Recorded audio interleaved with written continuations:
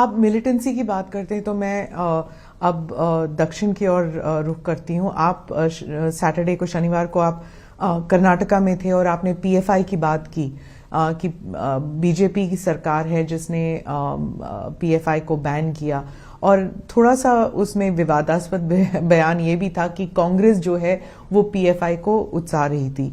तो वहां पर जो कर्नाटका के जो कांग्रेस लीडर्स हैं वो इस बात से काफी नाराज हैं कि ये टिपिफाई किया आपने कि कांग्रेस और पीएफआई एक थी।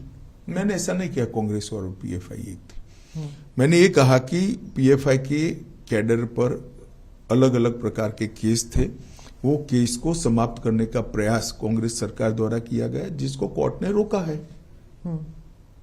अब इसमें इनको बुरा लगाने जैसा क्या, या तो आप प्रयास न करते, प्रयास करोगे तो सुनना पड़ेगा। और दूसरी ओर हमने पीएफआई को बैन किया है, सफलतापूर्वक बैन किया है।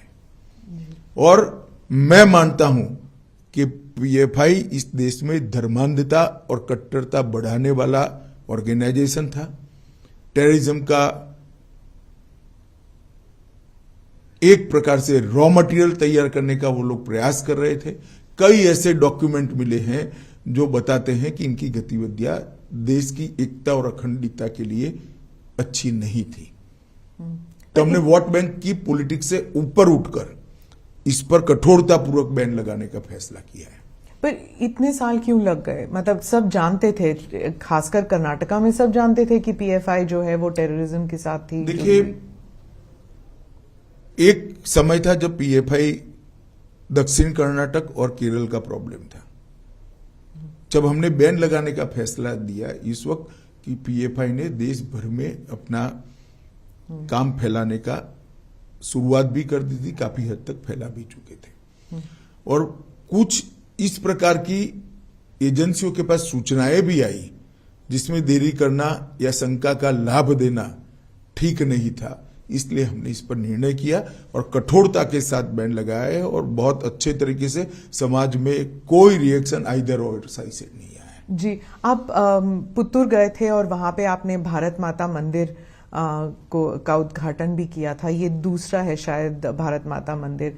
तो वहां पे चर्चा शुरू हो गई है कि चुनाव प्रचार शुरू कर दिया अमित शाह जी ने और एक कॉकटेल बना रहे हैं, हिंदुत्व कम पेट्रियोटिज्म, इस सब का मिला के। देखिए, बड़ी दुर्भाग्यपूर्ण स्थिति है कि भारत माता का मंदिर कोई जो बनाता है जिसमें तात्या टोपे से लेकर सावरकर जी से लेकर एक्का तक, परमवीर चक्र एक्का तक की तस्वीरें लगी हैं, और भारत माता का मंदिर बनाने का जो प्रयास हुआ है, मैं आपको कहता हूं, आप भी कभी समय मिलिए तो जाइएगा, आप तो कर्नाटक से ही हैं। इतने अच्छे एटमॉस्फेयर में वो मंदिर को इतना शांत, क्लीन और नीट बनाया है जिस ट्रस्ट ने बनाया है, मैं तो उसको बहुत बहुत साधुवाद देना चाहता हूं। और अगर वो भारत माता के मंदिर में जाने से मुझ पर कोई आरोप लगता है तो सभी आरोपों को मैं स्वीकार भी करता हूं और स्वागत भी करता हूं। सिद्धरामैया जी और डीके शिव कुमार कह रहे हैं कि आप अमित शाह जी और मोदी जितनी बार भी आए, कर्नाटका के लोगों ने तय कर लिया है कि बीजेपी की सरकार नहीं आएगी इस बार। चलिए, वो तो ऐसा ही कहेंगे, हमारे लिए अच्छा नहीं कहेंगे क्योंकि हमारे सामने वो चुनाव लड़ रहे हैं। मगर कर्नाटक के अंदर पूर्ण बहुमत की भारतीय जनता पार्टी की सरकार बनने जा रही है। मैं कर्नाटक 4 बार गया हूं विगत 2 महीने, 5 बार गया हूं विगत 2 महीनों में। मैं आपको बताता हूं, मैंने जनता की पल्स देखी है, नरेंद्र मोदी जी की लोकप्रियता देखी है।